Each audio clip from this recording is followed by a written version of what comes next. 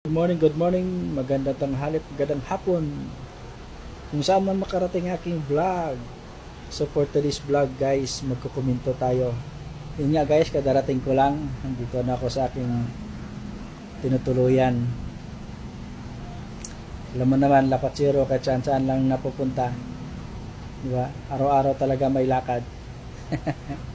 Lapatsiro eh. Actually, matagal ko na itong gustong kumintuhan eh. Kasi matagal ko na itong nakita nung Wednesday pa lang yata o Thursday, mga ganun. Pero hindi ko muna kinumintuhan kasi siyempre Holy Week, respeto tayo sa Holy Week. So ngayon, tapos ng Holy Week, it's time for us to comment yung mga nakikita natin na mga hindi kaaya-ayang pangyayari sa ating lipunan. Lalong-lalo na itong statement ng Pangulo na si BBM. So ito yung statement niya guys, ng mga nakaraang araw. Uunahin ko ang itong mga insidente ng tinatawag na road rage, mga sigawan sa kalye, sagutan at bangayan, duruan at sindakan na may kasamang pagbabanta. Mayroon pang mga nauwi sa barilan, kamatayan. Ang tatapang na natin lahat, siga lahat. Ano na ba ang kultura na ito na pagiging siga sa daan? Saan ba natin nakuha ito? Ano na bang nangyayari sa atin? At parang natural lang ang mga ganitong konfrontasyon at karahasan. Tayong lahat ay kailangan sumunod sa batas trapiko. Kailangan ang disiplina para maging responsableng mga Pilipino sa lansangan. Huwag maging kamote. Masyado nang madami yan. Oh my God! Wow! Oh, di ba guys? Yung mga sinasabi niya, bumabalik lang din sa kanya. May kasabihan nga tayo, leaders reflect their own attitude and behavior. So kung ano yung behavior ng leader, mag-bounce back yan sa kanya. So since nga na may nagsasabing bangag ka, kaya yung mga tao ngayon, bangag. Ang dami ng bangag ngayon sa lansangan, nagkalat na. Ang dami ng mga siga sa lansangan. Di ba? Marami ng violator sa lansangan. Dahil yung leader nila, violator. Bakit nasabi kong violator? Kasi hindi ka nga nagbabayad ng tax mo eh. Hindi mo nga binabayaran yung state tax mo eh, na ilang bilyon yon, di ba? Yung mga kapulisan mo, ang daming mga human rights violation. Sa ginawa nila sa KOGC, sa ginawa nila kay Pangulong Duterte. Mga siga yon, mga yon, di ba? Sabi ni Tory, ako ang siga dito, sir. Oh, two-star general ito, sabi ni Tory, di ba? Ganyan pala, very clear na talagang kung ano yung puno, yun din yung magiging bunga niya. Oh. So kung ang Pangulo namin ay may humors na nagsisinghot na yung mga ano din, yung mga ibang taong bayan, yung mga kriminal, ganun din, di ba? Wala na silang takot sa gobyerno. Oh. May mga pulis pa, general ng pulis, sabi niya okay lang ang droga kasi nagbibigay ng lakas sa mga tao na nagtatrabaho. Gawin mo yun? Di ba? So ngayon magtataka ka bakit ganun ang nangyari sa ating lipunan? Nagtataka ka kung bakit marami na mga siga sa lansangan. Tingnan mo ang paligid mo, nagkalat yung droga, nagkalat yung kriminalidad. Kaya huwag ka na magtanong kung ano na nangyari sa ating lipunan. Tanungin mo yung sarili mo. Karapat dapat ka ba dyan sa posisyon mo? Kasi yung mga kriminal ngayon, hindi ka na kinatakutan. No? Wala na silang takot sa gobyerno. Kasi binibibi nyo eh. Binibibi nyo yung mga kriminal. Diba? Kaya Mr. President, magpakita ka ng kamay na bakal mo. Magpakita ka ng strong leadership mo. para hindi ka masabihan na weak leader. Di ba? Hindi na nga namin alam kung sino yung presidente namin. Hindi namin alam kung sino yung pangulo namin. Kasi kung sino-sino na lang yung nagdidesisyon dyan sa Malacanang. Di ba? Sa akin, isang malapit na kaibigan ng Presidente Marcos Jr. Ang sabi ko sa kanya, ay, alam pa ni Bongit yung ginagawa niya? Alam niya ba na nanganganib ang panguluhan niya dahil sa maling mga galaw niya?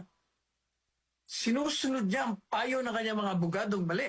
Siya ang nalalaglag. Alam po niyo, sabi sa akin ng malapit niyang kaibigan, siyempre hindi ko na sasabihin kung sino.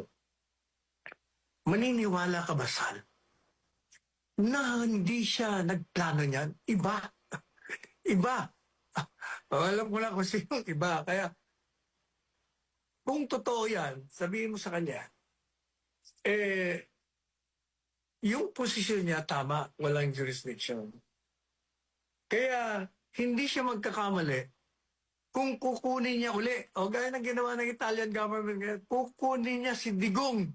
Ibabalik niya sa Pilipinas. Sapagkat, mulat sa pool naman ang sinasabi niya, walang jurisdiction. Ang nagkamali lang yung mga bata niya. Yan, yung si Torres, si Mark. Yun nga mahirap dyan, Attorney Sal. Di ba? With your respect. Hindi natin alam kung sino yung bata-bata dyan Siya ba or yung mga sekretaris niya? Kasi, anong nangyari? Isa yung nagiging sunod-sunuran Kung ano yung mga desisyon ng mga sekretaris niya, yun din yung magiging desisyon niya. Nagpakita nga siya ng weak leadership, kaya yung mga kriminal, hindi nirespeto yung pamunuan niya. Yun ang mahirap dyan. Kaya para sa iyo, Mr. President, magpakita ka ng strong leadership mo. Itayo mo yung dignidad ng mga Marcos na katulad sa dignidad na pinanghawakan ng iyong ama. Magaling yun. Huwag mong sayangin yung pagkakataon na binigay sa iyo ng mga taong bayan.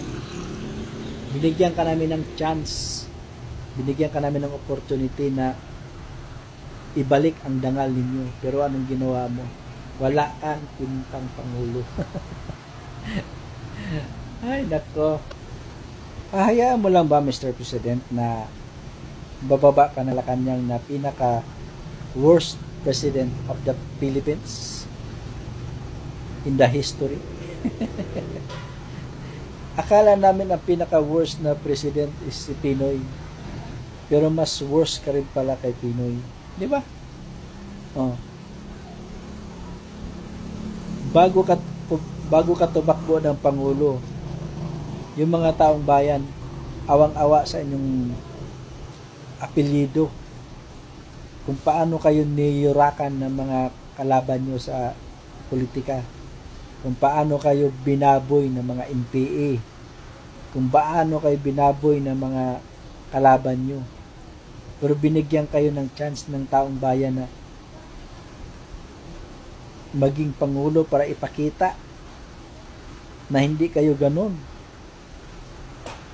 Diba? Pero anong ginawa mo? Ginastify mo lang yung